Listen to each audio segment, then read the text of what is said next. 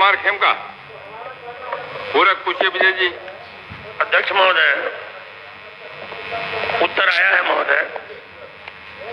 पर्याप्त है, लंबा चौड़ा। पूरक पूछ रहा हूँ महोदय। पूछे। पूरक से ही संबंधित है महोदय।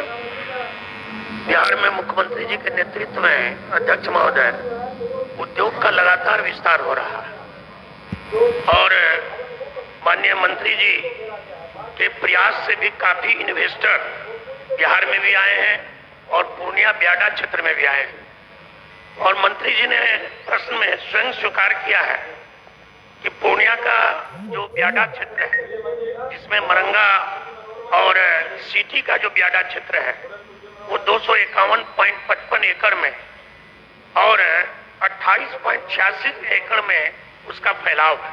पूरक पूछ रहा हूँ अध्यक्ष महोदय, उसी से संबंधित है जो उत्तर आया है अध्यक्ष महोदय। और 200 से ज्यादा उद्यमी उद्योग लगाए हुए हैं, जिसमें भारी बड़ी संख्या में, हजारों की संख्या में कामगार काम करते हैं। उसमें हमारा अध्यक्ष महोदय प्रश्न था कि उस केंद्रों पर, उस ब्याडा के अंदर वित्त के ट्रांजैक्शन के लिए बैंक की व्यवस्था, डाकघर की व्यवस्था और उप स्वास्थ्य केंद्र की व्यवस्था वहां रहनी चाहिए।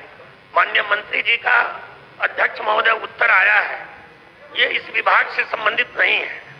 तो मैं पूछना चाहता हूं अध्यक्ष महोदय माननीय मंत्री जी से कि जिस तरह कृषि विभाग से सारे विभाग जुड़े हुए हैं, उसी तरह उद्योग विभाग से भी वहां मूलभूत सुविधा उपलब्ध कराने के लिए, उद्योग को बढ़ाने के लिए, कामगारों को उनको सुविधा देने के लिए ये तीनों चीजों का होना वहां अत्यंत आवश्यक है।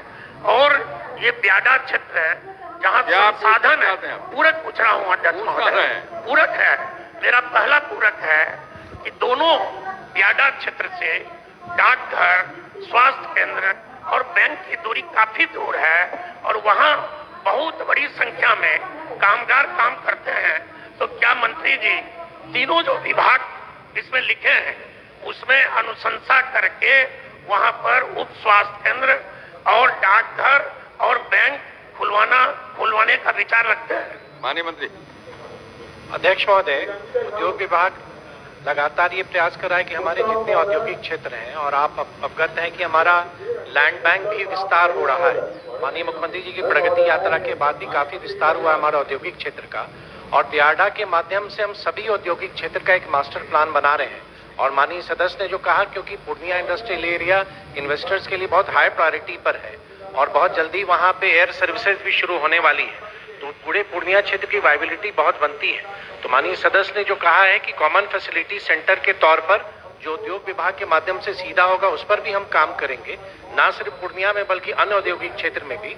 और जो ये कह रहे हैं कि स्वास्थ्य केंद्र या कुछ और ऐसी सुविधाएं, तो आवश्यकता अनुसार उन संबंधित विभागों से भी उद्योग विभाग समन्वय स्थापित करेंगे। अध्यक्ष महोदय, दूसरा पूरक अध्यक्ष महोदय, मंत्री जी ने स्वीकार किया है कि वहाँ कैंटीन की व्यवस्था आइडा द्वारा की जा रही है। सिर्फ मैं इतना जानना चाहता हूँ कि वो कैंटीन का निर्माण कब तक हो जाएगा? माननीय मंत्री। लगातार अध्यक्ष महोदय, क्योंकि कामगारों की संख्या बढ़ती जा रही है और अब तो महिलाओं के लिए वर्किंग हॉस्टल भी हम लोग सरकार के माध्यम से भी हम लोग औद्योगिक क्षेत्र के लिए शुरू कर रहे हैं, तो शीघ्र उसको हम प्रारंभ करेंगे। और क्योंकि वहाँ पे श्रमिक काफी है, तो आवश्यकता विभाग को लगा, तो आइडा के माध्यम से उसका निर्माण करा रहे हैं, तो उसको शीघ्र से शीघ्र हम लोग उसका कार्यान्वयन प्रारंभ कराएंगे।